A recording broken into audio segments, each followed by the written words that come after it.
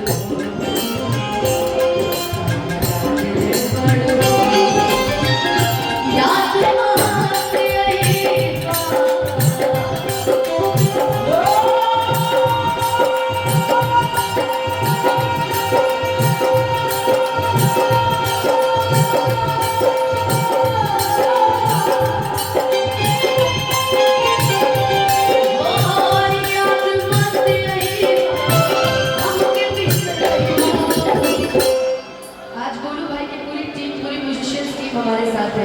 But बहुत प्यारे हैं आप लोग।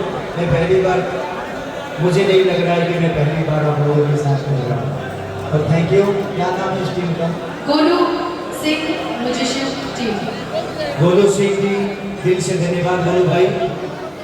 ऐसे ही बस भगवान करे कि हमेशा एक दूसरे के साथ ऐसे ही जुगलबंदी के साथ एक दूसरे के साथ निभाते रहे। और